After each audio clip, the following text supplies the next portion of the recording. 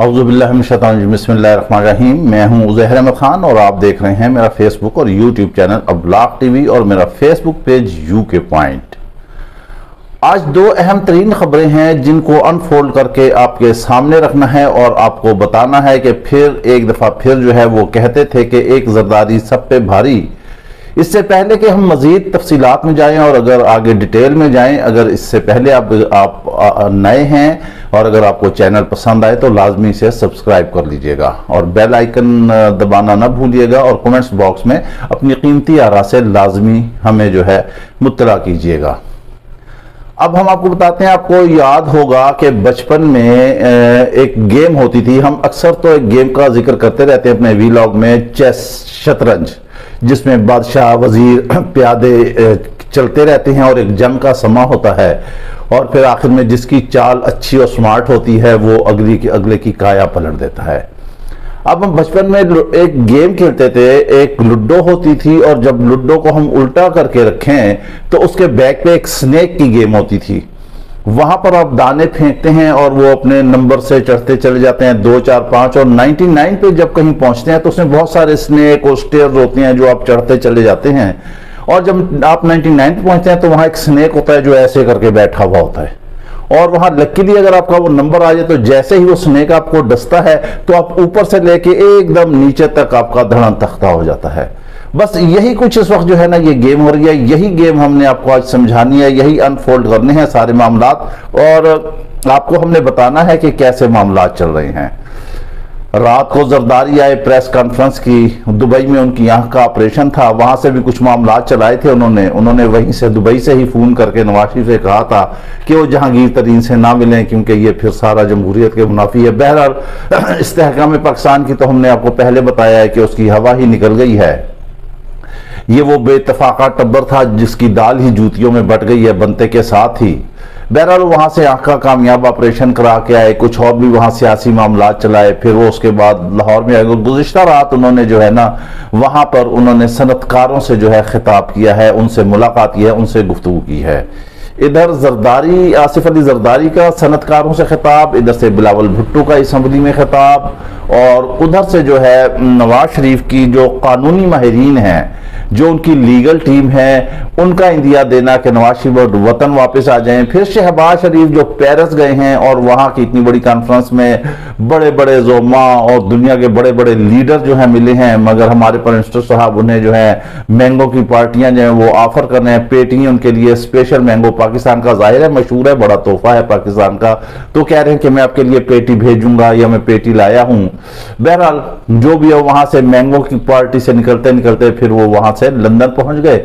London में एमन fees से उनका भाई जो है वो मुंतजिर था। अब भाई के हमरा जो है वो दुबई जाएंगे, दुबई से जो है वो यूएई से होते वहां से फिर आप लगा ले सऊदी अरब जाएंगे, सऊदी अरब से वो हज अदा करेंगे और क्या पता बहुत ज्यादा इम्कानात हैं कि वो वतन वापस आ जाए, मगर हमारे जराए बता रहे हैं कि अभी ऐसे मामलात नहीं होने जा रहे हैं कि वतन वापस आए, क्योंकि अभी तक मरियम नवाज और नवाज शरीफ जो है वो एतमाद के हवाले से शेख हैं, क्योंकि नवाज शरीफ ने बहुत यहाँ पाकिस्तान में आना है, उनकी मुकदमात में गिरफ्तारियां होनी है, उन्हें क्लियर होना है, अदालतों में पेश होना है, तो ये एक लॉन्ग प्रोसेस है और अभी तक उन्हें कुछ इस निज़ाम पर एतमाद नहीं हो रहा नवाज शरीफ को कि अब इस आखिरी उम्र में वो जब 72, 73, 74 साल के हो चुके हैं तो वो अब वहां से पाबंद सलासों। बहरहाल फिर देखते हैं कि आगे क्या होता है।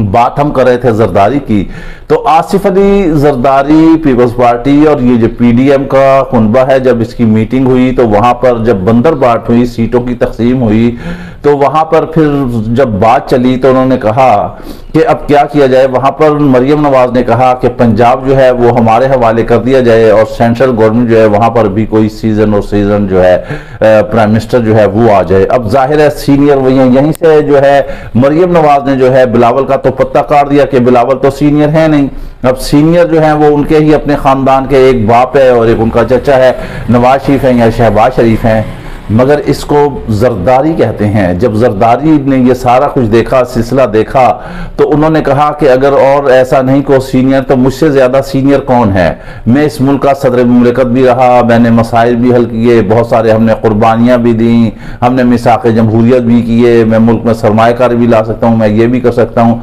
और उन्होंने अपनी जात को वजीर आजम के लिए पेश कर दिया। आपको याद होगा अभी कहीं भी मीडिया पर यह गुफ्तगू नहीं थी, ना ये खबर थी। हमने बहुत पहले जो है इस बारे में बता दिया था कि आसिफ अली जरदारी जो है वजारत उज़्मा के उम्मीदवार होंगे। हमारे बहुत सारे दोस्त जो है इस बात पर हंसे भी, उन्होंने हमें तनकीद भी की, उन्होंने हमें फोन पर भी कहा, उन्होंने हमें बर्फ से नफीस भी कहा कि यार ज़ैद साहब आप किस लाइन पर जा रहे हैं, अब क्या चक्कर है, ये क्या चक्कर है, कहां से वजारत उज़्मा के लिए आ गए। लेकिन फिर वक्त ने साबित किया कि अब्लाग टीवी ने जो बात की वो ऑथेंटिकेटेड होती है, उसमें ऑथेंटिकेशन होती है और आगे चल के वो जो है सच साबित होती है। और आज सब मीडिया और व्लॉगर जो हैं इस बात को जो है वो अजबर करा रहे हैं कि जरदारी जो हैं वो वजारत उज़्मा के उम्मीदवार होंगे। और फिर अब इसमें ये चीज भी आ गई। और फिर जब उन्होंने कल सनतकारों से लाहौर में बात की तो उन्होंने ये कहा कि जो कुछ ये लोग कहते हैं, इंडिया से भी तनकीद की कि कहां से $100 बिलियन की ये सरमाया जाएंगे और ये क्या होगा। तो उन्होंने कहा कि मैं लेकर आऊंगा।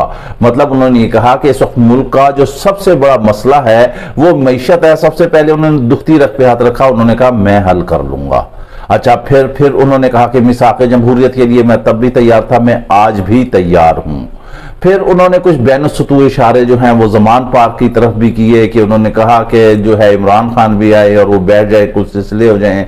इमरान खान की गिरफ्तारी का भी मसला बना हुआ है क्योंकि ये जो बड़ी जमातें हैं इसमें से एक जमात जो है वो ये नहीं चाहती कि किसी भी उनके हाथ से कोई भी ऐसा जमहूरी सियासतदान जो है वो फौजी अदालतों के हैंड ओवर हो। ये वो कलंक का टीका भी हाथ में अपने माथे पर नहीं लगाना चाहते, जिसकी वजह से ये मसाइल पैदा हो रहे हैं। अभी तक इमरान खान पर हाथ नहीं डाला जा रहा।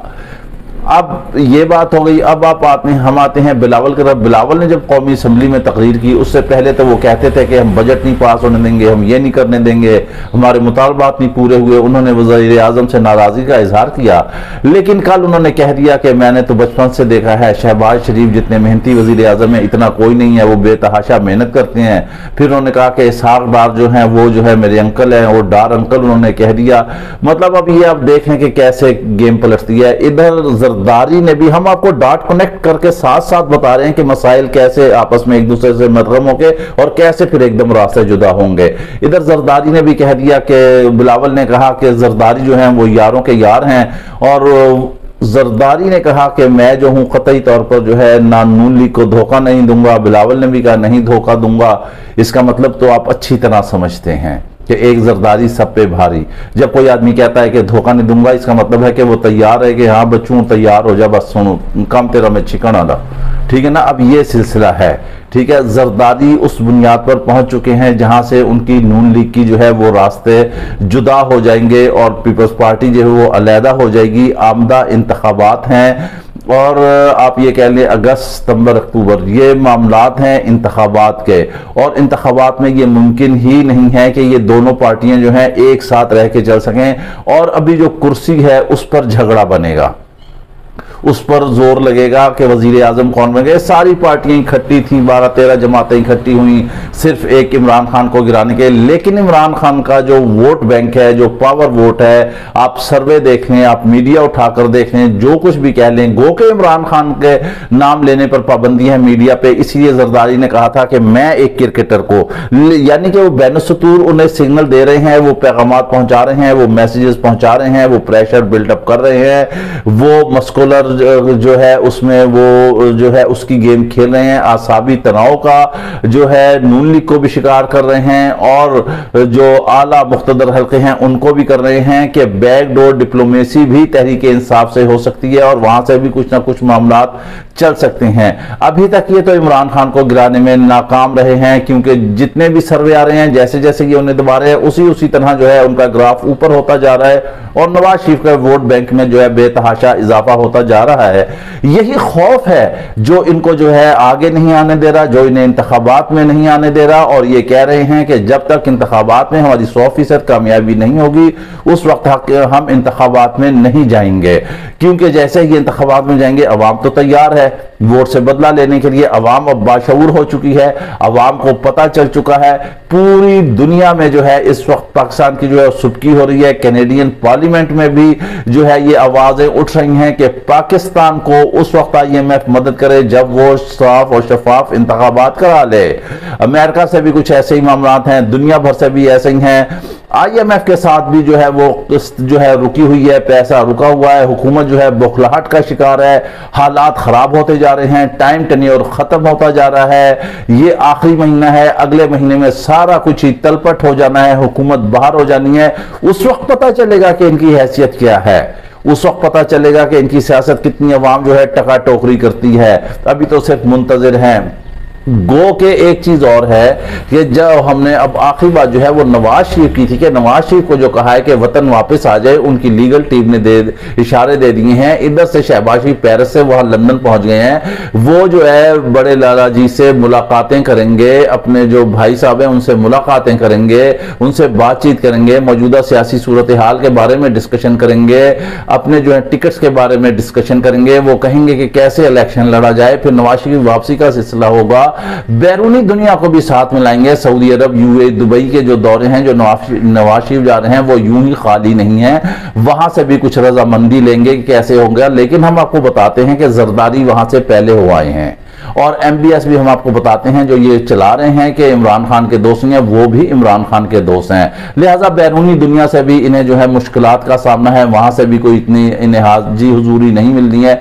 इस वजह से जो है हालात इनके मवाफकत में नहीं है, ये दर बदर फिर रहे हैं। आखिरी टाइम है इनका, और आखिरी टाइम में आपको पता है कि चिराग शहरी जो है वो कैसे ही फड़फड़ाता है, और जैसे ही ये आगे जाएंगे वही जो हमने स्टार्ट में कहा था कि लूडो की गेम है, जब ये आखिरी पत्ता खेलेंगे, आखिरी दाना डालेंगे, और आगे से जरदारी साहब 99 पे यूं बैठे होंगे, और ये सारी नून लीग जो है 1 सेकंड में नीचे आ जाएगी। इसके साथ ही अब हमें इजाजत दीजिए, अपना ख्याल रखिएगा। वीलॉग पसंद आए तो लाजमी लाइक और शेयर कीजिएगा। अल्लाह हाफिज।